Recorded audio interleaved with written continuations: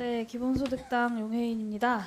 경찰청장님, 예. 그 국가경찰위원회가 2월에 집시법 시행령 개정안을 의결을 했잖아요. 네. 이 시행령 개정안이 경찰이 집회를 금지하거나 제한할 수 있는 주요 도로에 서울 백범로, 이태원로, 다산로, 그리고 녹사평대로, 서빙고로 등을 새로 포함시켰습니다. 맞죠? 예. 네, 이게 용산 대통령실 인근 도로죠?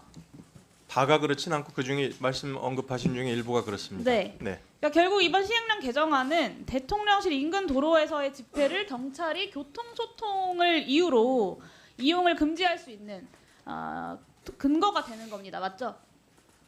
뭐 일부는 그렇습니다. 네. 교통불편이라는 것을 판단하는 근거가 뭔가요? 경찰이?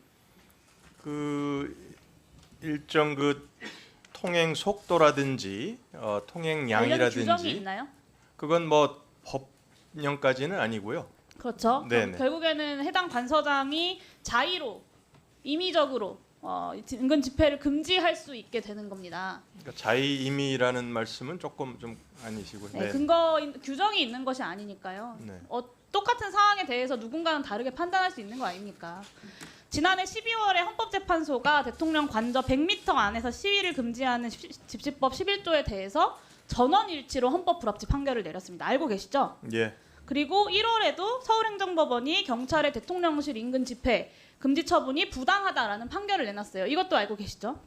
근데 이런 헌재의 판결과 서울행정법원의 판결에도 불구하고 올해 1월에 이것들이 다 막히게 되니까 12조에 대한 시행령을 바꿔서 교통을 핑계로 대통령실 인근 집회를 막겠다라고 하는 시행령 개정안을 국가경찰위원회가 통과를 시킨 겁니다.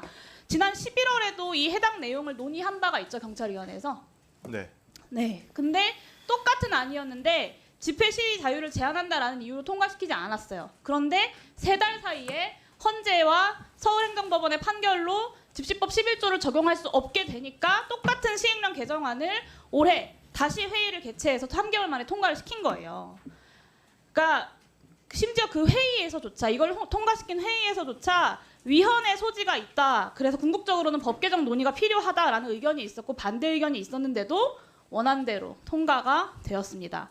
이게 법원의 판결과 정반대되는 내용의 시행령이고 결국에는 법원의 판결, 헌재의 판결을 비껴가서 대통령실 인근의 집회 시위를 금지하기 위한 꼼수입니다. 주요 도로 지정 기준은 규정되지 않아 있어요. 그러니까 근거 규정도 없이 대통령실 인근 도로를 지정하신 거예요.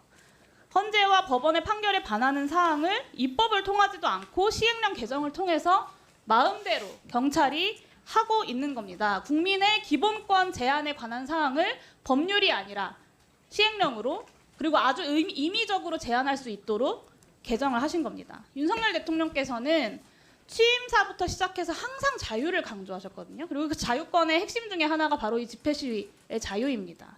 그런데 이거를 자의적으로 제한하는 시행령을 경찰에서 만든 겁니다. 저는 이런 막가파식 시행령 통치를 국회가 바로잡지 못한다면 입법기관으로서의 어떤 자부심에 당연히 문제가 생길 수밖에 없다고 생각하고요. 아까 우리 존경하는 조응천 의원님께서 국회법 98조의 2 말씀하셨는데 저는 이 해당 사안을 우리 상임위가 법률에 위반되는지를 검토해야 된다고 생각합니다. 지난 집시법 11조 개정안 우리 행안위에서 통과시킨 것 역시 법사위에서 위헌 우려 때문에 계류 중이고 이번 집시법 개정안도 마찬가지 취지에서 저는 위헌의 소지가 굉장히 다분하다고 보여지는데요. 행안위에서 이 시행령